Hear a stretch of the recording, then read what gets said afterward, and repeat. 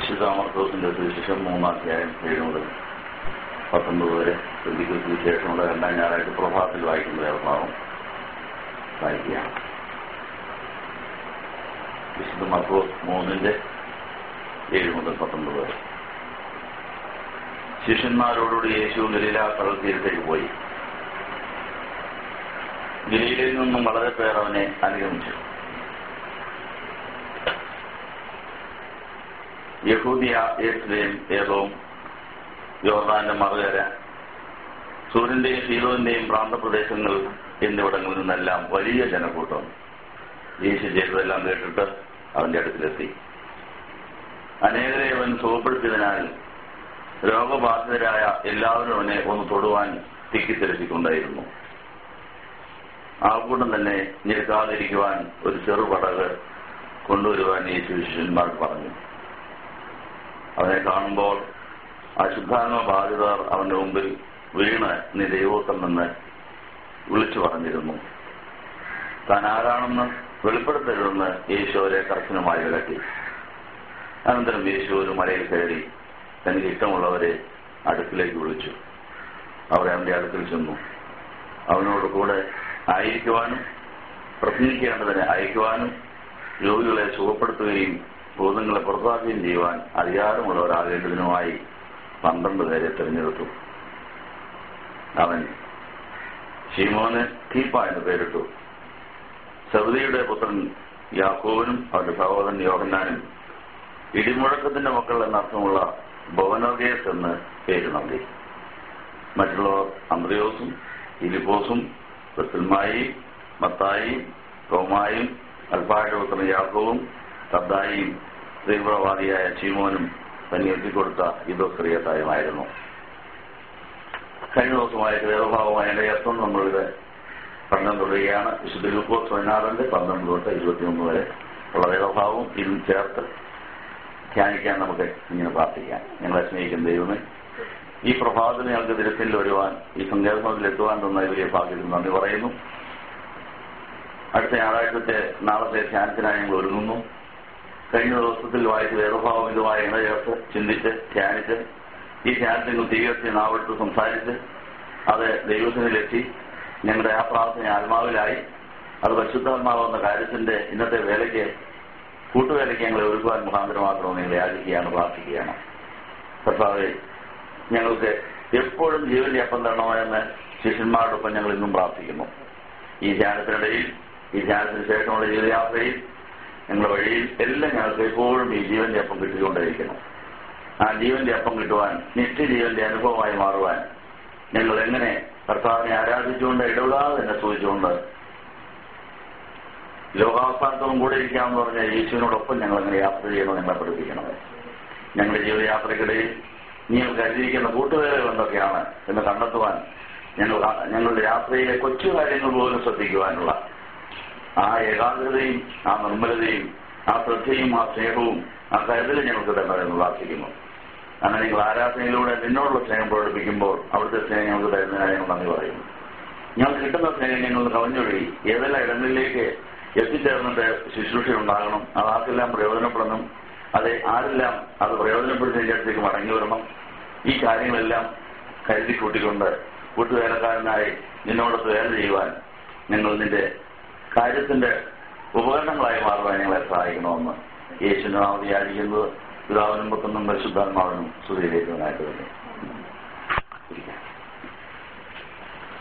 വിശുദ്ധ മർക്കോസിന്റെ സുവിശേഷം 3-7 മുതൽ 19 വരെ പെന്തക്കോസ്തിക്ക് ശേഷമുള്ള 2-ാം ഞായറാഴ്ച പ്രഭാതത്തിൽ വായിച്ചിട്ടാണ് നമ്മുടെ പിതാക്കന്മാർ ആരാധനയിലേക്ക് പ്രവേശിച്ചിട്ടുള്ളത്. ആ ആരാധനയ്ക്ക് സന്ധ്യയ്ക്കും പ്രഭാതത്തിലുള്ള വായനകൾ എങ്ങനെ അവരെ സഹായിച്ചു, നമുക്കെങ്ങനെയാ പ്രയോജനം ഉണ്ടാവും. വിശുദ്ധ ലൂക്കോസ് 6-12 മുതൽ 21 വരെ കഴിഞ്ഞ ദിവസം നമ്മൾ പഠിച്ചത് കർത്താവ് പ്രാർത്ഥിക്കുവാൻ മലയിൽ കയറിപ്പോയതിനു ശേഷം 12 ശിഷ്യന്മാരെ തിരഞ്ഞെടുത്തു. അവരോടൊപ്പം താഴ്വരയിൽ നിന്നു. ആ യേശുവിന്റെ ശിഷ്യന്മാരുടെ അടുത്ത് അനേകർ വരികയും യേശുവിനെ സ്പർശിച്ചവർക്കും യേശുവിന്റെ വചനം കേട്ടവർക്കും എല്ലാം ആശ്വാസം ലഭിച്ചു. അവർക്ക് അതുവരെ ഭാഗ്യദോഷമാണെന്ന് വിചാരിച്ച കാര്യങ്ങൾ ഭാഗ്യകരമാക്കി തീർത്ത ഒരു വലിയ ശുശ്രൂഷ നമ്മൾ കണ്ടു. ഒരു മലയിൽ കയറി പ്രാർത്ഥിച്ച് താഴ്വരയിൽ നിന്ന് കർത്താവ് നിന്ന് ശുശ്രൂഷ ചെയ്യാമെങ്കിൽ നമ്മുടെ അനുദിന ജീവിതത്തിൽ നിർഭാഗ്യകരമെന്ന് സാധാരണക്കാർക്ക് തോന്നുന്ന കാര്യങ്ങളെ ഭാഗ്യകരമാക്കാൻ കഴിയും എന്നുള്ളൊരു സന്ദേശമാണ് കഴിഞ്ഞ ദിവസം നമുക്ക് കിട്ടിയത്. നമുക്ക് ഈ ശുശ്രൂഷയിൽ കർത്താവിനോടൊപ്പം ആത്മാവിൽ പ്രാർത്ഥിച്ചുകൊണ്ട് പങ്കുചേരാൻ കഴിഞ്ഞിട്ടുണ്ടോ? ഈ ലോകപ്രകാരം ദാരിദ്ര്യം ഒരു ഭാഗ്യദോഷമാണ്, അല്ലെങ്കിൽ നിർഭാഗ്യകരമായ അവസ്ഥയാണ്. പക്ഷേ അതിനെ ഭാഗ്യകരമാക്കുവാൻ യേശുവിന്റെ ശിഷ്യന്മാരുടെ സാന്നിധ്യം ഉപകരിക്കുമെന്ന് പറഞ്ഞ് ദരിദ്രരെ നിങ്ങൾ ഭാഗ്യമുള്ളവരാണ്, ദൈവരാജ്യം നമുക്കുള്ളതാക്കി തീർക്കാൻ കഴിയുമെന്ന് പ്രാർത്ഥിക്കുന്നു. അപ്പോൾ പെന്തക്കോസ്തിക്ക് ശേഷം വരുന്ന ദാരിദ്ര്യങ്ങളെ നമുക്ക് ദൈവരാജ്യത്തിന്റെ നീതിയും സമാധാനം പരിശുദ്ധാത്മാവ് സന്തോഷം ആസ്വദിക്കുവാനുള്ള മുഖാന്തരങ്ങളാക്കാമെന്ന് കഴിഞ്ഞ ദിവസത്തെ ധ്യാനത്തിൽ നമ്മൾ കേട്ടു. നമുക്ക് ആ ഭാഗ്യം ലഭിച്ചിട്ടുണ്ടോ? ഏതെങ്കിലും ദാരിദ്ര്യം ഉണ്ടായ ഉടനെ അത് മാറ്റാനല്ല ശ്രമിക്കുന്നത്. ആ ദാരിദ്ര്യത്തിലെ ദൈവരാജ്യത്തിന്റെ അനുഭവങ്ങളെല്ലാം ആസ്വദിച്ചതിന് ശേഷം അതിൽ സന്തോഷിക്കാൻ കഴിഞ്ഞാൽ ദാരിദ്ര്യത്തെ പ്രയോജനപ്പെടുത്താൻ സാധിക്കുന്നതാണ് ആത്മനിറവ് എന്ന കാര്യം ഓർപ്പിക്കുന്നു. കഴിഞ്ഞ കാലങ്ങളിലെ ആത്മീയമോ മാനസികമോ ശാരീരികമായ ദാരിദ്ര്യങ്ങൾ അതൊരു ശാപമാണെന്നോ അത് വലിയ ഭാഗ്യദോഷമാണെന്നോ വിചാരിച്ച് നമ്മൾ നിരാശരായ അധസ്തുതി ബോധത്തോടെ എന്തുമാത്രം ദാരിദ്ര്യങ്ങളെ നമ്മൾ ദുർവിനിയോഗം ചെയ്തു. ദാരിദ്ര്യത്തിന്റെ സാഹചര്യം ആത്മാവിൽ പ്രാർത്ഥിക്കാൻ ഉപയോഗിക്കുകയാണെങ്കിൽ ആ ദാരിദ്ര്യം മാറുന്നതിന് മുമ്പ് തന്നെ കിട്ടുന്ന ചില ഭാഗ്യങ്ങളും ദൈവരാജ്യത്തിന്റെ അനുഭവങ്ങളും ഉണ്ടെന്നുള്ള കാര്യം ദൈവത്തിന്റെ ആത്മാവ് നമുക്ക് തരുന്ന ഒരു ഉൾക്കാഴ്ചയാണ്. അതുകൊണ്ട് ദാരിദ്ര്യത്തെ ആരും പേടിക്കണ്ട. ദാരിദ്ര്യം ഭാഗ്യകരമാക്കാൻ കഴിയും, അതിനുശേഷം ദാരിദ്ര്യം മാറിപ്പോകും. പക്ഷെ ഭാഗ്യകരമാകുന്നതിനുള്ള ദാരിദ്ര്യം മാറിയാൽ അത് പാപമാകാൻ സാധ്യതയുണ്ട്. ദാരിദ്ര്യമെല്ലാം മാറി നമ്മൾ സമ്പത്തിലായി തീർന്നാൽ, എല്ലാം സുഭിക്ഷമായിട്ടങ്ങ് നടന്നാൽ വെള്ളം കിട്ടാത്ത പാപാവിലായിരിക്കും എല്ലാം പോകുന്നത് ധനവാൻ നമ്മളെ പഠിപ്പിക്കുന്നു. ധനവാന്റെ ലാസറിന്റെ ഭൂമിയിൽ ലാസറിനെ ലോകപ്രകാരം നോക്കിയ ദാരിദ്ര്യമാണ്, രോഗമാണ്, എല്ലാം ഇല്ലായ്മയുടെ നികൃഷ്ടമായ അവസ്ഥയാണ്. പക്ഷെ മാതാവിനെ കൂട്ടുപിടിച്ചു. അവിടെ മോശയുടെയും പ്രവാചകന്മാരുടെയും വചനം ധ്യാനിച്ചു. ആത്മാവിൽ പ്രാർത്ഥിച്ചുകൊണ്ട് വൃണമം നിറഞ്ഞവനായി ഒരാൾ വഴിപരിക്കൽ ദരിദ്രനായി കിടന്നെങ്കിലും അവൻ ആത്മാവിൽ പ്രാർത്ഥിക്കാനും വചനം ധ്യാനിക്കാനും ഉള്ള കൃപയുണ്ടായിരുന്നുകൊണ്ട് അത് അവന് ഭാഗ്യമായി തീർന്നു. എന്നാൽ ധനവാനാകട്ടെ ഒരു മുട്ടുമില്ല, നല്ല വീട്, വെട്ടപ്പുറത്ത് കിടക്കാം, പട്ടണം ഉണ്ടായിരിക്കാൻ, അവനെല്ലാം സുഭിക്ഷമാണ്. അവന്റെ ആ വീട്ടിൽ ഭാഗ്യവാനായി ലോകപ്രകാരം ജീവിക്കുന്നു. പക്ഷെ അവന്റെ ഓരോ ദിവസത്തെയും പ്രാണൻ പാതാളത്തിലേക്ക് പോയിക്കൊണ്ടിരുന്നവൻ അറിഞ്ഞില്ല. മോശയുടെയും പ്രവാചകന്മാരുടെയും ആവശ്യം അവന് ബോധ്യമായുമില്ല. ഈ വാർത്തകൾ കിടക്കുന്ന ദരിദ്രൻ ഒരു ദൂതന്റെ സഹായത്തോടെ ഇതെല്ലാം സഹിച്ച് അബ്രഹാമിന്റെ വഴിയിലേക്കുള്ള വഴിയാണ് അവൻ ഇപ്പോൾ അന്വേഷിച്ചുകൊണ്ടിരിക്കുന്നതായി അവന് മനസ്സിലായില്ല. അപ്പൊ നമുക്ക് ഈ ലോകത്തിൽ ദാരിദ്ര്യം മാറിയാൽ പോരാ. ദാരിദ്ര്യം കർത്താവ് മാറ്റുമ്പോഴേ മാറാവൂ. ദാരിദ്ര്യത്തെ ശരിക്കും അവരെടുത്ത് അത് അബ്രഹാമിന് വഴിയിൽ പോകാനുള്ള വഴിവെട്ടിയല്ലേ ദാരിദ്ര്യം മാറ്റാവൂ. അല്ലെങ്കിൽ നമ്മൾ കുഴിയിൽ പോകാനോ വെള്ളം കിട്ടാതെ പോകാനോ സാധ്യതയുണ്ടെന്നുള്ള ഒരു പേടിയും നമുക്ക് വേണം. നമ്മുടെ കഴിഞ്ഞ കാലങ്ങളിലെ ദാരിദ്ര്യത്തെ ശരിക്കും 100% പ്രയോജനപ്പെടുത്തിയോ?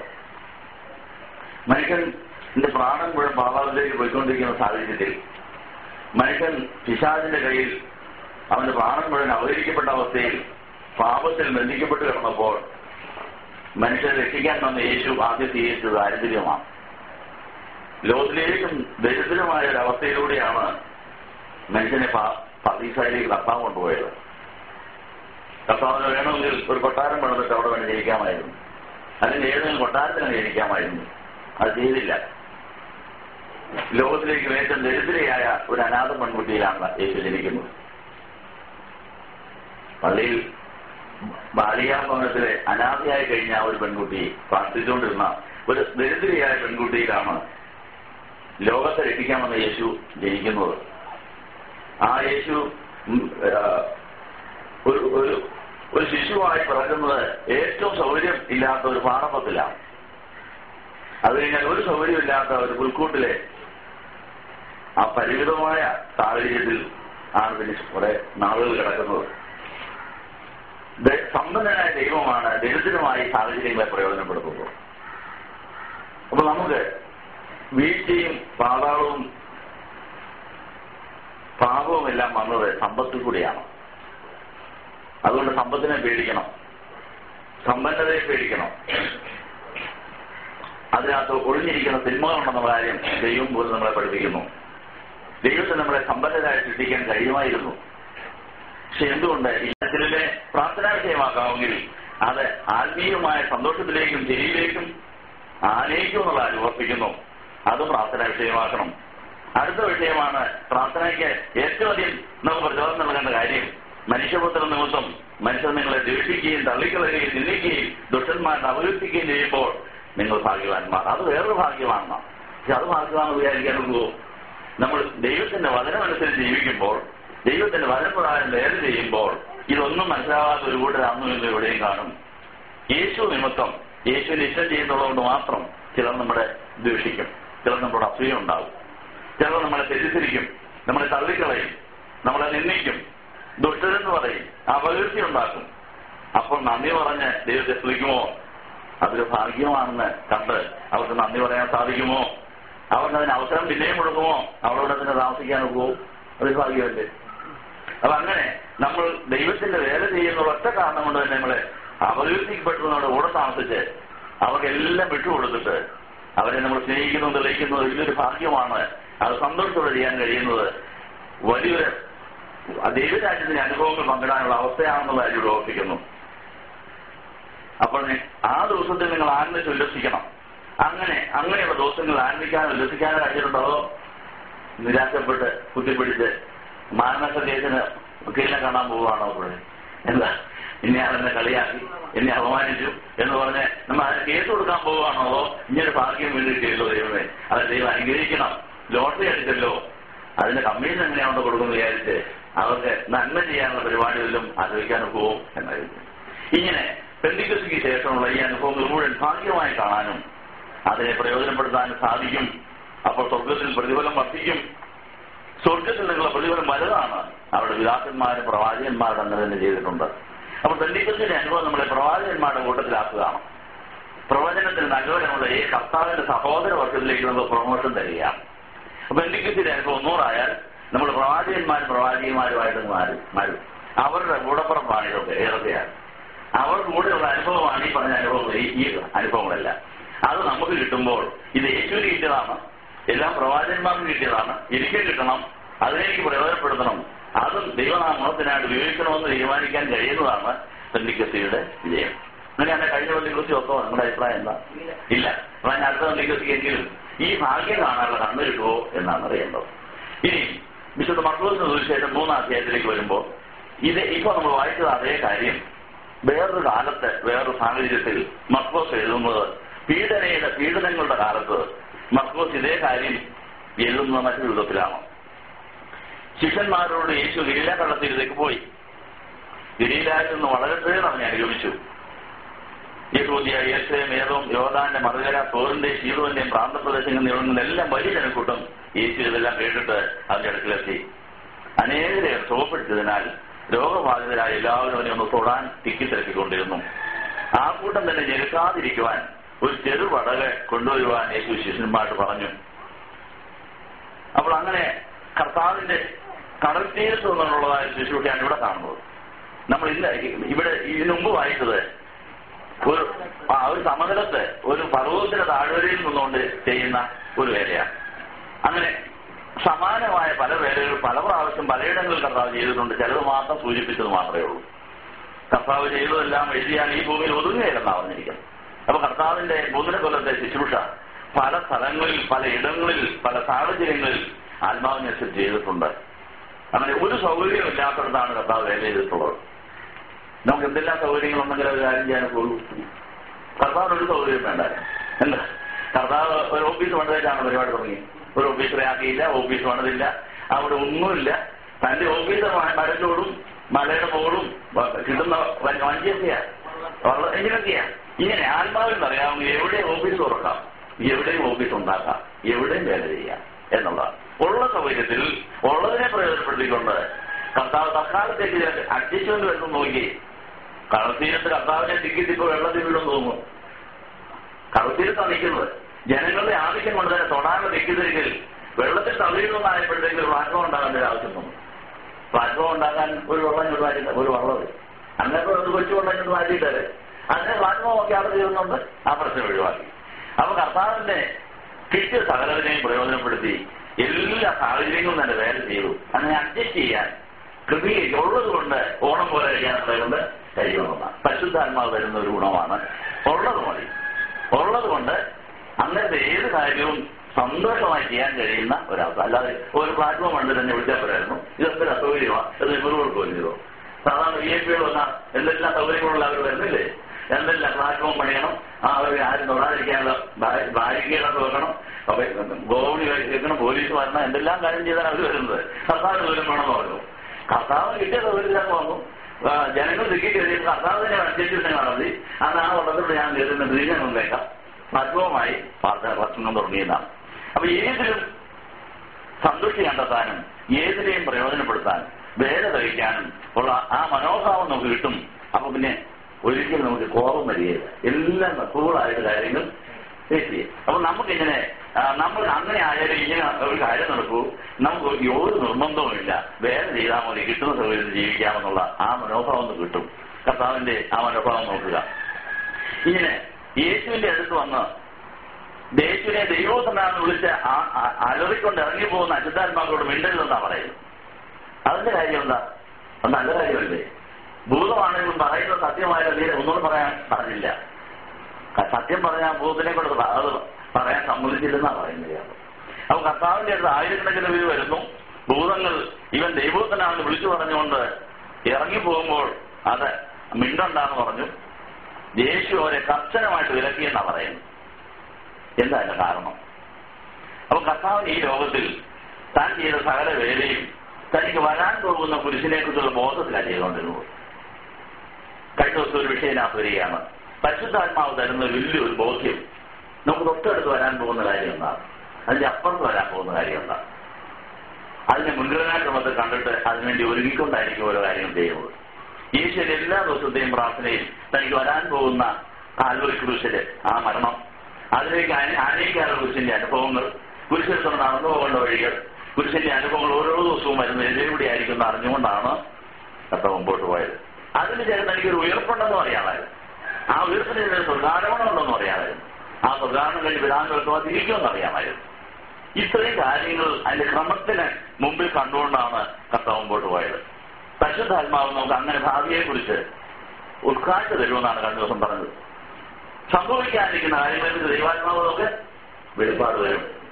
അതുപോലെ നമ്മുടെ ഉണ്ടോ? നമുക്ക് ഇഷ്ടമുള്ള കാര്യം മാത്രമേ സ്വപ്നം കണ്ടുകൊണ്ടിരിക്കുക, ഇഷ്ടമില്ലാത്ത കാര്യങ്ങൾ മറന്നേക്കുക. അത് വരുമോ അയ്യോ വന്നല്ലോ എന്നല്ല കണ്ടുകൊട്ടാൻ പോകും. അതിന് കാര്യമുണ്ടോ? ഇല്ല. അപ്പൊ നമുക്ക് ഇഷ്ടമില്ലാത്ത കാര്യങ്ങൾ പലതും സംഭവിക്കാനുണ്ട്. അത് അറിഞ്ഞുകൊണ്ട് വേണം അങ്ങനെയാവുള്ളൂ. അത് നമ്മുടെ അടുത്തൊന്നും മാറുമെന്ന് മാത്രമേ ഉള്ളൂ. ഇത് തിരിയിരുന്നതൊന്നും മാറേക്ക് താമസിക്കും. അപ്പൊ ഈ ലോകത്തിൽ പിശാചിനെ അവിശ്വാസികളും അത്യാഗ്രഹികളും തന്നിഷ്ടക്കാരും അനുസരണം കെട്ടവരും ഉള്ളിടത്തോളം കാലം പിശാചിന്റെ രാജ്യത്തിന് ഒരു വന്യവുമില്ല. പിശാചിന്റെ രാജ്യം അങ്ങനെ ശരിക്കും വന്നുകൊണ്ടേയിരിക്കും. അതിനിടയിൽ ആ ദൈവരാജ്യം വേണമെന്ന് നമ്മൾ പ്രാർത്ഥിക്കേണ്ടിയിരിക്കുന്നത്. അതുകൊണ്ട് ഈ സാഹചര്യത്തിൽ നമ്മുടെ അനുദിന ജീവിതത്തിൽ നമുക്കുണ്ടാകുന്ന എല്ലാ സംഭവങ്ങളെയും നമുക്ക് പ്രയോജനപ്പെടുത്താൻ കഴിയും എന്നുള്ള കാര്യമാണ് ഇത്ര നേരം പറഞ്ഞതിന് ചുരുക്കം. ആത്മാവിൽ പ്രാർത്ഥിക്കുകയാണെങ്കിൽ നമ്മുടെ അനുഭവങ്ങളെ നമുക്ക് യഥാർത്ഥത്തിൽ പ്രയോജനപ്പെടുത്താൻ സാധിക്കും. അപ്പൊ ഇന്ന് നമ്മുടെ ധ്യാനം ഇവിടെ സമാഹരിക്കാൻ പോവുകയാണ്. ആ പെന്തിക്കോസ്തിക്ക് ശേഷമുള്ള നമ്മുടെ ഓരോ നീക്കങ്ങളും പരിശുദ്ധാത്മാവിലാണെങ്കിൽ അതെല്ലാം ദൈവരാജ്യത്തിന് വേണ്ടി അനേക കാര്യങ്ങൾ കൊയ്തെടുക്കാനുള്ള മുഖാന്തരങ്ങളാക്കാമെന്നുള്ള ഒരു വലിയ പ്രതീക്ഷയും പ്രത്യാശയുമാണ്. എല്ലാ അനുഭവങ്ങളെയും നമുക്ക് ഭാഗ്യകരമാക്കാൻ കഴിയും. അത് ആത്മാവിൽ പ്രാർത്ഥിക്കുമ്പോഴാണ്. ഈ കഴിഞ്ഞ ദിവസങ്ങൾ പഠിച്ചതിന്റെ രക്തചുരുക്കം ഇങ്ങനെയാണ്. ലൂക്കോസ് 6:12-23 വരെ, അത് 9:53, ലൂക്കോസ് 10:25-37 വരെ, യോഹന്നാൻ 6:34. ഈ വേദഭാഗങ്ങളുടെ ചുരുക്കത്തിൽ കിട്ടിയിരിക്കുന്ന അനുഭവങ്ങൾ ഇങ്ങനെ സമാഹരിക്കാം. അതായത് മനുഷ്യപുത്ര നിമിത്തം കിട്ടുന്ന വെറുപ്പ്, ശമരിയാക്കാരുടെ അസൂയ, നല്ല ശമരിയാക്കാരന് എപ്പോഴും ജീവൻ ധാരാളം കിട്ടിയ ഒരു അനുഭവം, നല്ല ശമരിയാക്കാരുമുണ്ട്, ചീത്ത ശമരിയാക്കാരുമുണ്ട്. കേട്ടോ, ശമരിയ പട്ടണത്തിൽ നല്ല ശമരിയ സ്ത്രീ ഉണ്ടായിരുന്നു. ആ ശമരിയ സ്ത്രീമാരുടെ അനേകം യേശുവിന്റെ അടുത്ത് വന്നു. ഒരു നല്ല ശമരിയാക്കാരൻ മുറിവേറ്റവനെ, എന്നാൽ യേശുവിനോട് അസൂയ ഉണ്ടായിട്ട് യേശു യെരൂശലേമിൽ പോകാനോട് വേണ്ടാന്ന് പറഞ്ഞ അസൂയക്കാരും അവിടെ ഉണ്ട്. അപ്പൊ എല്ലാ സ്വഭാവക്കാരുള്ള സ്ഥലമായിരുന്നു ശമരിയ. എന്നാൽ അവിടെ നിന്ന് കുറെ പേര് യേശുവിന്റെ പക്ഷത്ത് വന്നു, അവരെ യേശുവിനെ പ്രയോജനപ്പെടുത്തി. നമ്മൾ ഏത് കൂട്ടത്തിലാണ്? നിത്യജീവന്റെ അവകാശം ആസ്വദിക്കുവാൻ, എപ്പോഴും ജീവന്റെ അപ്പം ലഭിച്ചുകൊണ്ടിരിക്കുവാൻ, ദൈവത്തോടും കൂട്ടുകാരോടുള്ള സ്നേഹം പൂർണ്ണമായി പ്രകടിപ്പിക്കുന്ന ആരാധന ശുശ്രൂഷകൾ ചെയ്യുവാൻ, പരിശുദ്ധാത്മാവാകുന്ന കാര്യസ്ഥൻ അനുദിന യാത്രകളിലെ നിത്യസംഭവങ്ങളെ വിവേചിച്ച് പ്രതികരിക്കാൻ മനസ്സിന്റെ സാന്നിധ്യം തരുന്ന ഏകാഗ്രത നിർമ്മതയും നമുക്കിന്ന് മാത്രമുണ്ട്. ആത്മാവിൽ പ്രാർത്ഥിക്കുന്നവർക്ക് മാത്രമേ ഏകാഗ്രതയും നിർമ്മലതയും വിട്ട് വഷളായി പോകാതെ നിത്യസംഭവങ്ങളെ നിത്യജീവന്റെ അനുഭവമാക്കാൻ സാധിക്കും. ജനങ്ങൾ എഴുതിക്കോ, ആത്മാവിൽ പ്രാർത്ഥിക്കുകയാണെങ്കിൽ, ആത്മാവിനനുസരിച്ച് പോവുകയാണെങ്കിൽ നിത്യജീവന്റെ നിത്യ അനുഭവങ്ങൾ ഉണ്ടാകുവാനുള്ള മുഖാന്തരങ്ങളായി നിത്യ സംഭവങ്ങളെ പ്രയോജനപ്പെടുത്താൻ സാധിക്കും. അതിനകത്ത് പെടാത്ത കാര്യമൊന്നുമില്ല. അതുകൊണ്ട് ദൈവത്തെ സ്നേഹിക്കുന്നവർക്ക് എല്ലാം നന്മയ്ക്കാണെന്ന് പറയാം. ഒന്നുകൂടി പറയുകയാണ്, ഇതുവരെ നമ്മൾ കേട്ട കാര്യങ്ങളെല്ലാം കുറുക്കി പറ്റിച്ച് ഗുളിക പരുവത്തിലാക്കി എഴുതി വെച്ചിരിക്കുകയാണ്. വേണമെങ്കിൽ എഴുതിയെടുത്തോ. നിത്യജീവന്റെ അവകാശം ആസ്വദിക്കുവാൻ, എല്ലാവരും പറഞ്ഞോണ്ട് എഴുതിക്കോ, നിത്യജീവന്റെ അവകാശം ആസ്വദിക്കുവാൻ, എപ്പോഴും ജീവന്റെ അപ്പം ലഭിച്ചുകൊണ്ടിരിക്കുവാൻ, ദൈവത്തോടും കൂട്ടുകാരോടുമുള്ള സ്നേഹം പൂർണ്ണമായി പ്രകടിപ്പിക്കുന്ന ആരാധന ശുശ്രൂഷകൾ ചെയ്യുവാൻ, പരിശുദ്ധാത്മാവാകുന്ന കാര്യസ്ഥൻ അനുദിന യാത്രകളിലെ നിത്യസംഭവങ്ങളെ വിവേചിച്ച് പ്രതികരിക്കാൻ മനസ്സിന്റെ സാന്നിധ്യം തരുന്ന ഏകാഗ്രതയും നിർമ്മലതയുമാണ് പരിശുദ്ധാത്മാവിന്റെ പ്രാർത്ഥനകൾക്ക് തരുന്നത്. അപ്പൊ പരിശുദ്ധാത്മാവിൽ പ്രാർത്ഥിച്ച് മലയിൽ കയറുകയും താഴ്വരയിൽ നിൽക്കുകയും കടലോരത്തിൽ പോവുകയും കർത്താവ് പറയുന്ന വഴിയൊക്കെ പോവുകയും ചെയ്താൽ നിത്യസംഭവങ്ങൾ നിത്യജീവന്റെ അപ്പമായി മാറിക്കൊണ്ടിരിക്കും. ഇതാണ് ചുരുക്കം. നമുക്കത് എത്ര ശതമാനം കിട്ടുന്നുണ്ടെന്നുള്ളതാണ് വിഷയം. അപ്പൊ ഏകാഗ്രത നിർമ്മലപ്പെടാതെ പ്രാർത്ഥിച്ചുകൊണ്ട് എല്ലാ കാര്യവും കാണുകയും കേൾക്കുകയും ചെയ്യുകയാണെങ്കിൽ നല്ല ശമരിയാക്കാരനെ പോലെ പോകുന്ന വഴി കാണുന്നതും കേൾക്കുന്നതും ഒക്കെ മുതലെടുക്കാൻ സാധിക്കും. നല്ല ശമരിയാക്കാരന്റെ സ്വഭാവം എന്താ? നല്ല ശമരിയാക്കാരൻ യാത്രയ്ക്ക് പോകുന്നവരുമ്പോൾ പ്രാർത്ഥിക്കുന്ന ആളായിരുന്നു. യേശുവിന്റെയും ആത്മാവിൽ നിറയുന്നവരുടെ ഒരു പ്രതീകമാണ്, ഒരു മോഡലാണ് നല്ല ശമരിയാക്കാരൻ. നല്ല ശമരിയാക്കാരൻ ശമരിയാസ്ത്രീയുടെ സാക്ഷ്യം കേട്ട് യേശുവിന്റെ അടുത്ത് വന്നവരാണെന്ന് ഇന്നോട്ട്. ശമരിയാസ്ത്രീയുടെ സാക്ഷ്യം കേട്ടിട്ട് യേശുവിന്റെ അടുത്ത് വന്ന് യേശുവിനെ അധിഗമിക്കുന്ന ഒരു നല്ല മാതൃക ക്രിസ്ത്യാനിയാണെന്ന് ഇരിക്കട്ടെ. അപ്പൊ നല്ല ശമരിയാക്കാരനും നല്ല ശമരിയാസ്ത്രീയും യേശുവിനെ കണ്ട് ആത്മാവിന്റെ ഉത്തേജനം ഉൾക്കൊണ്ടവരാണ്. ഈ ശമരിയാക്കാരൻ അതിരാവിലെ എഴുന്നേറ്റ് യേശുവിൽ നിന്ന് പഠിച്ച വചനങ്ങളൊക്കെ ഓർത്ത് പ്രാർത്ഥിച്ചു, കർത്താവേ ഞാൻ ഇന്ന് യാത്ര പോവുക, എന്റെ യാത്ര നിനക്കാണ്, ഞാൻ നിന്റേതാണ്, എന്റെ വാഹനമുള്ളതും നിന്റേതാണ്, എന്റെ കുറെ വീഞ്ഞും എണ്ണയൊക്കെ ഉണ്ട്, അതും നിന്റേതാണ്, ഞാൻ പോകുന്ന കാര്യവും നിന്റേതാണ്, ഞാൻ ഈ പോകുന്ന വഴി നിങ്ങൾക്ക് എന്നെ കൊണ്ട് വലിയ ആവശ്യമുണ്ടെങ്കിൽ അതൊക്കെ എന്നോട് പറഞ്ഞ് ഞാൻ ചെയ്തേക്കാം, എനിക്ക് എന്റേതായ പരിപാടിയൊന്നുമില്ല, പക്ഷെ ഇന്നത്തെ ആവശ്യം അനുസരിച്ച് ഞങ്ങൾക്ക് പോവുക, എന്തെങ്കിലും കാര്യം അറിയിച്ചേക്കണം. എന്നിട്ട് വീട്ടുകാരനോ യാത്ര പറഞ്ഞു, ഞാൻ ഇന്ന് കർത്താവ് പറഞ്ഞതനുസരിച്ച് കർത്താവിനോട് ഇരുന്നു, കർത്താവ് എഴുന്നേക്കാൻ പറഞ്ഞ് എഴുന്നേറ്റു, പോകാൻ പറഞ്ഞു, ഞാൻ പോവുക, നിങ്ങൾ വീട്ടുകാരൊക്കെ നോക്കിക്കോണം, നീ കർത്താവ് പറയുമ്പോൾ ഞാൻ വരുവുള്ളൂ, അതോ എന്റെ രാത്രി വന്നില്ലേലും തെറ്റിദ്ധരിക്കരുത് കേട്ടോ. കർത്താവ് എന്നെ കൊണ്ടുപോകുന്നത്, കർത്താവ് പറയുന്നത് രാത്രി ഒരു ഡ്യൂട്ടി വല്ലതും ഞാൻ ചെയ്യുന്നിരിക്കും. അപ്പൊ നിങ്ങൾ വിഷമിക്കരുത്, നിരാശപ്പെടരുത്. ഞാൻ നിങ്ങളെ സഹായിക്കാൻ ദൂതന്മാരെ ഇവിടെ ആക്കിയിട്ടുണ്ട്. എത്ര ദൂതന്മാരെ വേണം ചോദിച്ചാൽ 10 എന്ന് പറഞ്ഞാൽ 10 കൊടുത്തിരിക്കും. എന്താ? അപ്പൊ ഭാര്യയ്ക്കും മകൾക്കും വീട്ട് കാവലിന് വേണ്ടി 10 ദൂതന്മാരെയും കൊടുത്ത് ഞാൻ യാത്ര പുറപ്പെടുകയാണ്. എപ്പോഴാ വരുന്നത് പറയാൻ നോക്കിയില്ല, കാരണം അങ്ങനത്തെ ഒരു യാത്രയായിരുന്നു. കാരണം എന്റെ ഇടയ്ക്ക് എന്തെങ്കിലും ആവശ്യം വരുമെന്ന് എനിക്ക് അറിഞ്ഞുകൂടാ. കർത്താവിന്റെ സ്വഭാവം അങ്ങനെയാണ്. കർത്താവിനെ എപ്പോഴാ ഞാൻ പോകുന്ന ഉറപ്പുണ്ടെന്ന് ഭാര്യയോട് ചോദിക്കും, ഉണ്ടാക്കാൻ പോയിട്ടോ ഞാനിവിടെ പ്രാർത്ഥിച്ചുകൊണ്ടിരുന്നോളാം. ഇങ്ങനെ പറഞ്ഞ് ഉറപ്പ് വരുത്തി ധൈര്യമായിട്ട് അങ്ങനെയാണ് ഈ ഇറങ്ങുന്നത് വിചാരിക്കുക. പോയ ഒഴിച്ചിട്ട് ഒരാൾ മുറിവേറ്റ് കിടക്കും. അപ്പൊ രാവിലെ പ്രാർത്ഥിച്ചിട്ട് ഇറങ്ങിയപ്പോൾ കർത്താവിനെ എന്നെ എന്തിനാണ് കാണിച്ചത്? ഞാൻ 12 പേരെ കാണാതെ പോയല്ലോ, അവർക്ക് സമയമില്ല. അച്ഛനെ ഇതും കൊണ്ടുവരുന്ന പള്ളിക്കാരൻ നടക്കും. അച്ഛനിപ്പോ ഇയാളെ മുറിവേറ്റ് ആശുപത്രി കൊണ്ടുപോയി പള്ളിക്കാരൻ വിടുവോ? അവര് വിളിക്കും, അച്ഛനെ മാറ്റും. അച്ഛൻ വരണ്ടെന്ന് പറയില്ലേ? എന്നാൽ അങ്ങനെ ആശുപത്രിന്റെ വൈകുന്നേരം നടത്തണം പറയും. അത് ജോലിയൊക്കെ പോവുകയല്ലേ. അപ്പൊ അച്ഛനെ പറഞ്ഞു, ഞാനിത് നോക്കിക്കൊണ്ട് നിന്നാൽ എന്റെ ഇടവക്കാരനെ വിടുകയില്ല, അതുകൊണ്ട് ഞാൻ പോവുക, എനിക്ക് നോക്കാൻ നോക്കിയില്ല. അച്ഛന്റെ ഒരു അത്യാരമുണ്ട്. അത് ഞാൻ ചെന്നില്ല, അച്ഛൻ പള്ളി നടക്കില്ല. ഞാൻ പള്ളിയൊക്കെ തൂത്ത് അപ്പമൊക്കെ ഉണ്ടാക്കി അച്ഛന്റെ കൂടെ കൊണ്ടയാളാണ്. എനിക്ക് നോക്കാനും പോവും ഇല്ല. അവിടെ അച്ഛനും കത്തിയാലും ഈ മുറിയൊക്കെ കാണാൻ കണ്ടു പോയി. അതുകൊണ്ട് ഈ പുറകെ വന്നയാണെന്ന് ഇവരോട് ഒരു അനുഭവം ഇല്ല. ജില്ലയും വിളിച്ചില്ല, എന്നാ അച്ഛനാണെന്ന് ചോദിച്ചില്ല, എന്നെ കത്തിയാണെന്ന് ചോദിച്ചില്ല. അയ്യോ അവര് പോയാലേ പള്ളി നടക്കുള്ളൂ, ചെയ്യാതെ നോക്കാൻ എന്നെ കൊണ്ട് പറ്റുള്ളൂ. ഞാൻ വീട്ടിലോട്ട് യാത്ര ഇതിലേക്ക് ഇറങ്ങിയതാ. എന്റെ ഭാര്യയോടും മകളോടൊക്കെ പറഞ്ഞ് ഞാൻ പോകുന്ന വഴി കർത്താവിന്റെ വേല ഞാനാണ് പോകുന്നത്. നമ്മൾ രാത്രി ഒന്നിച്ച് കർത്താവിനോട് ഇരുന്നു.